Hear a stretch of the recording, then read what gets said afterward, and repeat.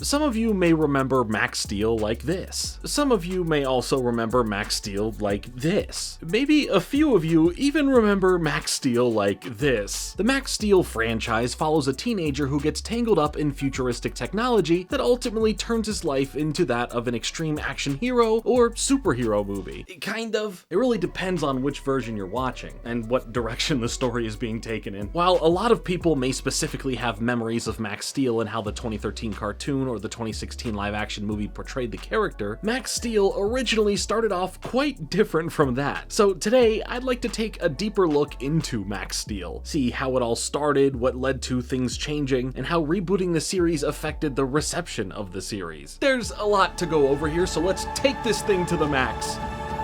Or something, you know, I'm just trying to give you a little bit of cringe. I know it's what you're here for anyway.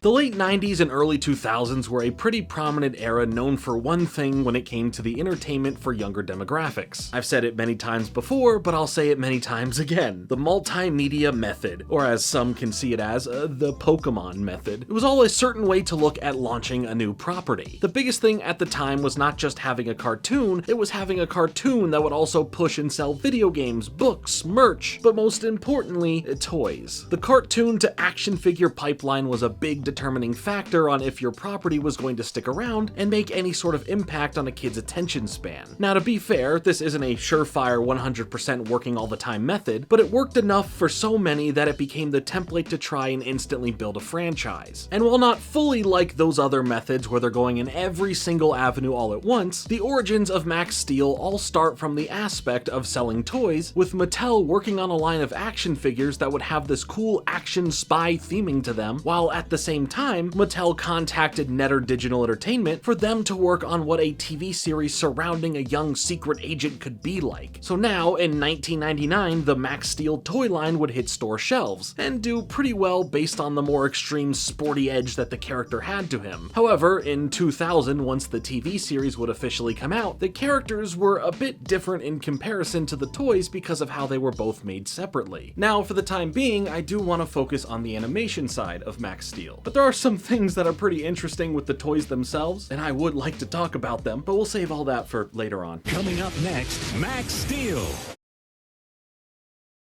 And now, an all-new Max Steel. 2000's Max Steel, a true testament to all those early CG animated shows of the time with stuff like Reboot or Transformers Beast Wars, which by saying those, I am foreshadowing to something. This series, like it was planned to, was based off of the toy line but made as a way to advertise the toys and for the toys to also advertise the show, so that they both can build a brand around the name of Max Steel. The story here is that we follow a character named Josh McGrath, a young adult who is all about extreme sports. I mean, it was the late 90s and early 2000s after all that we're talking about, and extreme sports were all the rage. And if all of the latest action movies had to feature some element of extreme sports, then you better believe more cartoons were incorporating those aspects of extreme sports into it. Or were just mostly about them. Shout out Rocket Power. For Josh, he enters into a whole new world once he finds out the truth regarding his adopted father's business, which it turns out to not be this manufacturer of extreme sporting goods, but instead is a secret counterintelligence agency called N-Tech. But that's not the crazy part that happens here for good old Josh. What's crazy is how when he's at his adoptive father's workplace, a villain character in the series named Psycho breaks in, and the two of them get into a big old fight, leading to Psycho breaking open this mysterious liquid-like nanotechnology called Max Probes, as it gets all over Josh and essentially combines with his essence. And while he wakes up later to find all of this out, as well as had this experimental operation done to save his life, that for some reason with all of this now gives him superhuman-like powers, this is all a bit of a double-edged sword, because the nanotech in his system needs this specific energy called T-Juice, or Turbo Juice, to survive, and if they don't survive, then neither will Josh. Thus, Max Steel was born, and this 19-year-old extreme sports star is now a cross between a secret agent and a superhero with technological upgrades. Speaking of upgrades though, thank you to the sponsor of this video, Ekster. Ekster is no stranger here on the channel. They are making the smartest wallets out there, and I have been using Ekster wallets for nearly half a decade now. Seriously, every time I do this, it always gets that look from someone that's a mixture of curiosity and excitement. Like here, check out this totally real moment that happened to me the other day. That'll be 1738, sir. I think I'll use my credit card. Wow, that's amazing. What is that? Oh, this is my Ekster wallet. Oh, wow. I need to get one right now. So cool. Simply marvelous. So cool. Sir. Sir! Huh, sir, that's a really cool wallet and all, but you've been standing there smiling, nodding your head for 5 minutes. We have a line, and I need you to hurry up. Oh, yeah, sure. Sorry, it's just cool, you know? I know, I get it, sir. I have one too. And now Ekster is launching an even more upgraded version of their line of wallets. This is the Ekster Wallet Pro, which, aside from a lifetime warranty, has an even sleeker look to it with improved Italian leather, more space to store your cards than ever before, that are easily accessible by pressing the ejector trigger, having the cards perfectly pop up for you to choose from, as well as space here for extra cards, your license, and even an area for you to hold a few more personal items and some cash too. The Ekster Wallet Pro lets you customize adding on features to it thanks to the add-on ecosystem. So if you're like me, who travels around and who needs to carry around coins when I'm in Ireland, add-ons like the Finder Card Tracker and the Coin Pouch extremely come in handy. Speaking of the Finder Card Tracker, it's super slim, pops right into the back of the wallet, it can pair with Apple's Find Me feature, and now I'll never be a part of the "oh no, I lost my wallet" club. And you can join that club too by treating yourself to the wallet you deserve, the Ekster Wallet Pro. Right now, Ekster's Labor Day sale is going strong with up to 48% off across everything they offer, but on top of that, I'm going to give you an extra 10% off, which you can unlock by clicking the link down below, partner.ekster.com/JordanFringe, and by using code JordanFringe at checkout. That's JordanFringe, one word, all uppercase, at checkout. Thanks again to Ekster for sponsoring this video. Josh's life now becomes a balancing act of still being a 19-year-old, having to deal with college, his extreme sports career path, and his girlfriend Laura. You have your typical secret agent setup here for the series, with Josh having a direct partner for his missions, as well as a guy in the chair type of character who is the technology expert monitoring everything. These characters are Rachel Leeds and Dr. Roberto Martinez. Rachel is a character that Josh initially has nothing but issues with, as they weren't getting along truly, but as their time together continued, so did their professional relationship, which sometimes would start slipping into something more, which turned into its own conflict when it came to his relationship with his girlfriend Laura. Plus, she basically gets replaced with another character named Kat after she gets a promotion and walks off of the show in the second season. Dr. Roberto, or Berto, basically knows everything when it comes to the end tech with Josh, as well as monitors how everything is going, with Josh and Berto becoming pretty tight as friends. Speaking of friends, outside of his new saving the world type of job, he would usually spend his time with Pete and Laura, both as a trio at school or in general just hanging out, as well as alone time with Laura because, well, Pete can't be a third wheel all of the time, you know. Now, because of Josh's new secret life, there is a clear divide that happens in his relationships to both Laura and Pete, both going in separate directions when certain issues come to a head. And Josh's life is now split, where he keeps the Max Steel side of himself secret and tries to balance out everything separately, which of course leads to plenty of problems. There's also a bit of visual difference for Josh as well, where he usually would have brown eyes and blonde hair, but when he's Max Steel, his look definitely changes and he now has blue eyes with brown hair. The main big bad guy group that Max is often up against is called Dredd, and you'll never believe the name of the leader of this evil organization, John Dredd. Underneath John Dredd are a few tougher than your average villain of the week type of villains, like who we first originally saw, Psycho. Aside from them, there are a whole slew of bad guys that Max and company have to deal with, and all of this is pretty standard for what you'd expect from a show like this, especially one that would want to sell you on getting the toys, the real moneymaker for Mattel. Much like how the toys themselves would have different series and styles and waves, the series would kind of go through its own set of differences behind the scenes with its issues. After Netter Digital Entertainment was there to establish the animated series, they ended up going bankrupt in 2000, leading to Foundation Imaging coming in and continuing work on Max Steel. But even then, they were heading to bankruptcy themselves. So after the first 2 seasons of the show that were on Kids WB, which consisted of 26 episodes in total, the series would later have none other than Mainframe Entertainment come on board to do the 3rd season, which would now be on Cartoon Network. So now we have looped all the way back to why I mentioned shows like Reboot and Transformers Beast Wars in the first place, and that's because they were made by Mainframe. So in having the OG people who were spearheading the CG animated space, they utilized something that they would already be familiar with thanks to Beast Wars, and definitely with Reboot, but mostly with Beast Wars, and that's incorporating the toys into the series. But after 9 episodes, that was it for season 3, and for the Max Steel brand in general. Or was it? Max Steel, all new next weekend. Max Steel.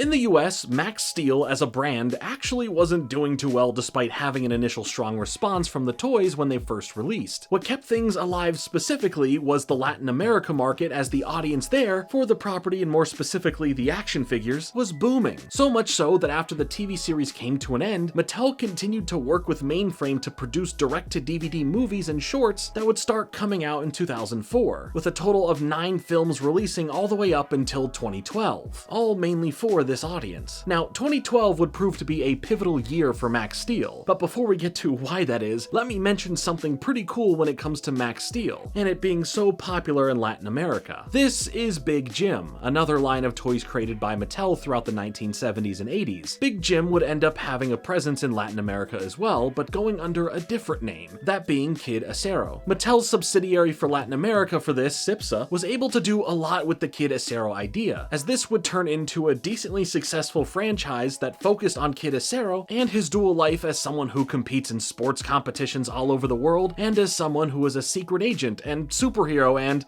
that all sounds pretty familiar, right? Well, for any Spanish-speaking viewers of the video, I am sure you pointed out one other fact that I purposefully didn't mention yet. The name, Kid Acero, translates to Kid Steel, which basically makes this the original Max Steel. So now fast forward back to Max Steel being created, Mattel actually had a plan to discuss this in a pretty unique way, at least for the time, as this would be one of the first times a toy company would integrate a connection between two originally different properties like this. They used the similarities in a tongue-in-cheek way to where it was revealed in an episode of Max Steel that Josh's dad was named Jim and was given the name Big Jim McGrath in reference to who he was as Josh was learning more about him, which can now make the quote-unquote original Max Steel, that being Big Jim aka Kid Acero, the father of Josh McGrath aka Max Steel, which is pretty cool. There are a lot of little similarities between the toys for Max Steel and the older Big Jim toys, and even a connection to the character of Josh's adoptive father, Jefferson Smith, possibly being a nod to Big Jeff from the Big Jim toy line. Now, these toy lines are connected or have this manufactured generational connection that gives each of them a little more life for collectors and fans of each to have fun with. Man, aren't toys just neat? And also take up too much space. Help me. Okay, now back to 2012. Max Steel, as it was originally created, was officially at its end after 3 seasons of a show, 9 standalone straight-to-DVD movies, and a whole bunch of toys. What was in style more than ever, however, were aliens, superheroes, and everyone's favorite term, I say sarcastically, reboots. It was time for a total refresh of the Max Steel franchise, so Mattel ended up working with both Nerdcore Entertainment and Fremantle Media Enterprises to completely reimagine this franchise, and by March of 2013, the new version of Max Steel was born. It wasn't just a new look to the characters with a new CG animation style, but everything to do with the story, the world that it takes place in, and more would all be brand new. This also applies to the main character. No longer is this Josh McGrath, this is now Max McGrath. So now this new rebooted version of Max Steel would premiere on Disney XD in the US, and thanks to its visual style and overall choices of genre it falls under, it would fit right at home with other programs on Disney Plus like Motor City. Wait, that was just canceled in January of 2013 before this show came out. Sorry. I mean other programs like Tron Uprising. Yeah, you know, that's a really good comparison for the vibe of this show that this would be, and that one was also just canceled in January of 2013. Huh. Well, if that's anything to go by, maybe Disney XD wouldn't be the right place for this show to be on. But we'll get back to that in a little bit, I guess. Anyway, what is this new Max Steel all about? Here we start things off by following the new protagonist, 16-year-old Maxwell McGrath, who moves to the town of Copper Canyon with his mom, and all of the usual just moving to a new town stuff starts happening for Maxwell here. He makes some new friends, he makes some new enemies, he starts glowing blue and emitting powerful energy, you know, the usual stuff. On the other side of things happening here, we also get to see that N-Tech exists, and there are these things called Ultralinks that are these sentient aliens made of technology that that were meant to bond organic and inorganic matter together, seeking out strong hosts to bond with so they can fuse essentially to become powerful weapons created by one of the bad guys of the series, Machino. Now, after Maxwell has his energy expulsion, N-Tech Commander Forge Ferris, who turns out to be Max's uncle, brings him into N-Tech's headquarters to start filling him in on some things, like the energy that came out of him, which was turbo energy, and with that being a specific resource the other bad guys would want to get, and I'll get to all of them in a second, Forge tries to figure out how to best protect his nephew from any of the bad guys coming after him, but maybe he won't have to, because in this time of Max learning how to handle these weird powers that he now has, this other Ultralink that N-Tech had captured and was lying dormant for a very long time has now woken up and rushes over to Max, and this Ultralink was known as Steel and has a history with Max's father, with it now here going and fusing itself with Max, giving us a transformation sequence that puts Maxwell McGrath and Steel together to create Max Steel. Yeah, you get it. Max Steel is the fusion combo of these two characters, with Max and Steel being two separate entities entirely. Again, lots of changes to what had come before, but I hope that you are noticing a lot of similarities through little details, references, or in other plot details that I'll speak about that makes it really feel like they did just rework a lot of what they already had with the original Max Steel and shifted things around for it to fit for this new version. With these two coming together to become Max Steel, they clearly have a lot to learn about each other and themselves. Maxwell doesn't know a lot in general since he's only a kid and didn't have any involvement in any of this until now, and Steel's memory core was damaged, leading to him not being able to fully recall what happened in the past. Now they have to learn how to work together and become some sort of superhero, as well as uncover their own personal mysteries from this point forward. Coming up next, Max Steel.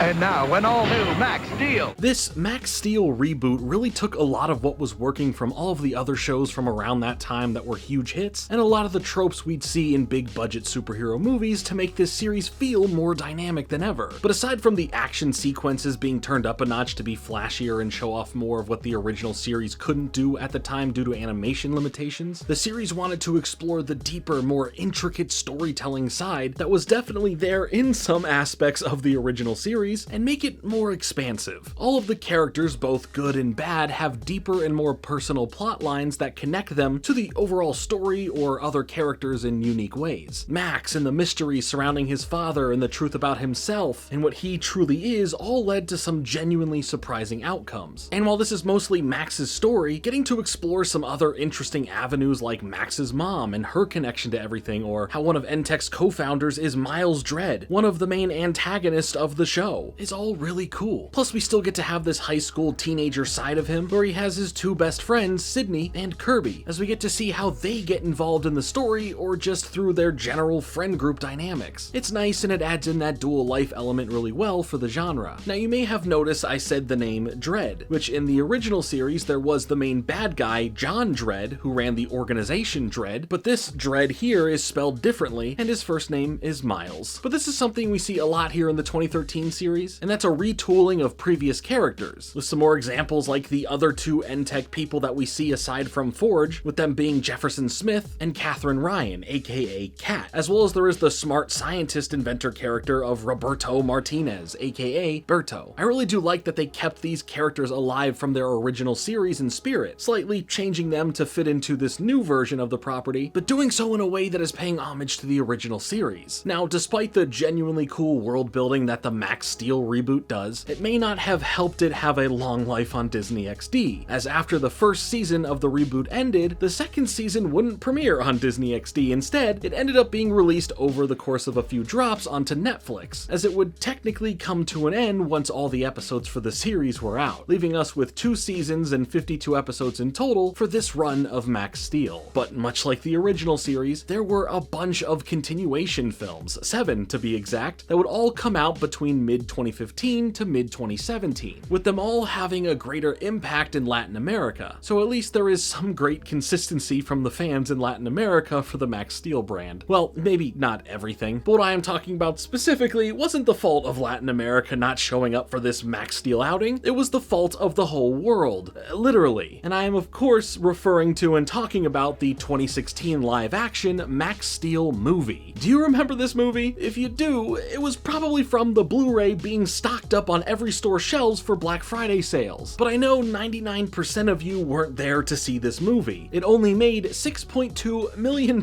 in theaters, worldwide. Luckily, this was only a $10 million film or so, as opposed to a $30 or $50 million film, so they still lost a lot, but it could have been way worse. Let's just hope the promotional budget for the film didn't double the cost of production to something up to like 20 million. Now that one would really hurt. As far as what the movie focuses on for a plot, it's just a loose version of where things start off in the 2013 series, with some slight alterations to both the characters and all of the initial events that take this average teen who starts finding out he's not so average thanks to this weird energy that here in the movie is shown as a mysterious translucent liquid, and having him fuse and work together with an alien creature made of technology as they become some form of superhero. Now, you know what I find more interesting than the live-action Max Steel movie? What? The story of this film behind the scenes. The Max Steel movie, before becoming what it was actually in development for a lot longer than you'd expect. Paramount Pictures ended up acquiring the rights to develop a Max Steel movie in 2009, with Mattel hoping that this would spark a new interest in Max Steel and could be a way to relaunch the series. This was obviously years before their big reboot would happen in 2013. The film ended up getting Taylor Lautner of Twilight Saga fame at the time on board and attached to the film to play the lead role, and things were looking good behind the scenes. Paramount was eager to find their next big toys to big screen hit after the success of the start of the Transformers series, which is funny that Transformers comes from Hasbro while Max Steel comes from Mattel, but there's a specific reason why that's funny, and I'll kind of get into that and tell you towards the end of the video. Also, not long after getting Taylor on board, he would end up leaving the project and would go and join on to a toys to big screen movie for Hasbro over at Universal, with that being Stretch Armstrong. Why? Because Hasbro CEO Brian Goldner saw Taylor do backflips and crack self-deprecating jokes while hosting Saturday Night Live. True story. Either way, this Stretch Armstrong movie wouldn't be made anyway, and Taylor Lautner would play neither toy in live action. Now, the project of a Max Steel movie was put on hold for quite some time after this, but when the big reboot happened for the new cartoon series, the film would get a second chance at becoming a reality, as it would be based off of the new series and hopefully bank off of the popularity of it to get an audience to want to go see it. The real problem with the movie, though, was that it basically adapted a lot of what the 2013 series had in it, but did so in a more dull way where you could feel this lower budget quality to it that in no way was more interesting to watch than what the show would provide. Plus, there are all these slight differences and changes from the show that definitely make it stand out as weird, mainly for how closely they were trying to associate the two pieces of entertainment here. It very clearly had this tone that felt like the film was relying on the heavy lifting of the excitement that came from the booming superhero genre at the time. It didn't end up towing the line of fun and gritty too well, making it a weird balance of looking and feeling too serious and dark, rather than embracing the more vibrant and fun nature that came from the series or the cheesy action of the origins of the toy in general. It really just came off as a misfire from the powers that be that let the movie turn into what it was. It's filled with every superhero trope you can think of, minus any of the characteristics that make you have an actual attachment to the characters. Now, aside from this film bombing in theaters, the technical last piece of Max Steel media would be the last two TV movie continuations of the 2013 series, as they would come out in 2017. So as things stand for now, after all of that, nearly a whole decade later since the live-action movie came out, what's up with the Max Steel franchise? Max Steel, all new next weekend. Max Steel.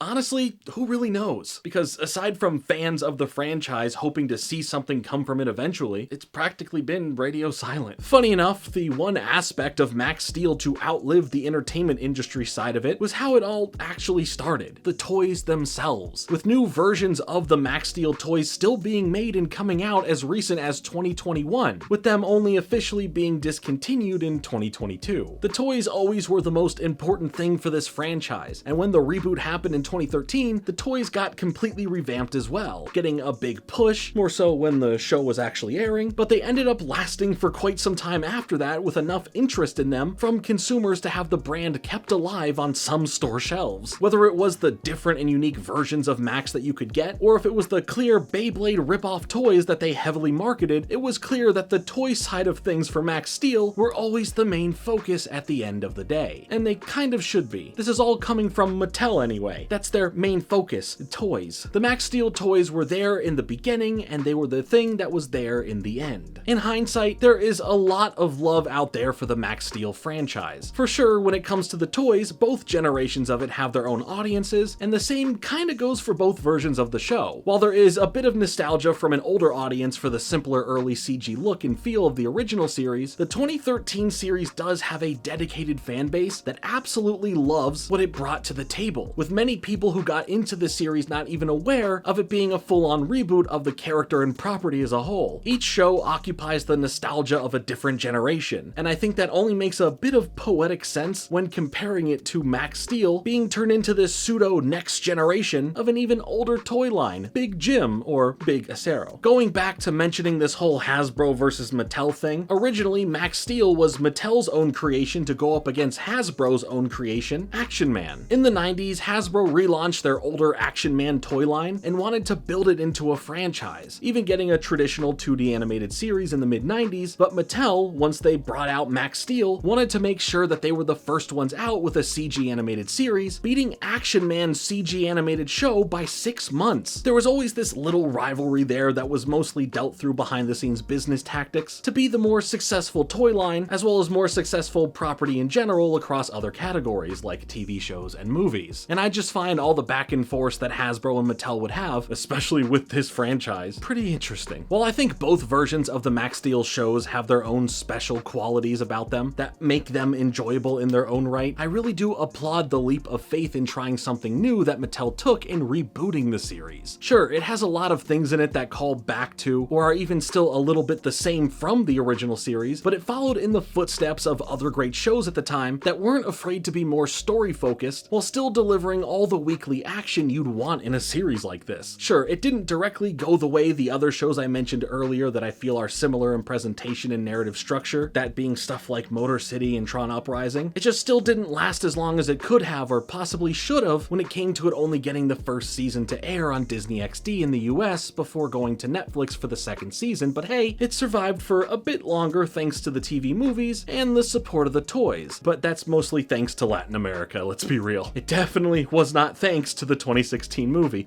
I know that one for sure. In fact, that may have been what killed any interest in Mattel wanting more media made surrounding their property outside of the toys. But you tell me, what are your thoughts on Max Steel in general? Should Max Steel have another chance either by rebooting the series again or continuing from what they've made already? And are you more of a fan of the original 2000 series or the 2013 series? I know you're not going to say the movie was your favorite, because if you do, I'd have a lot of questions for you like, are you okay? Either way, tell me all of that and more in the comments below. Thank you so much for watching. Make sure to leave a like on this video and to subscribe for more videos like this coming soon, but until then, later.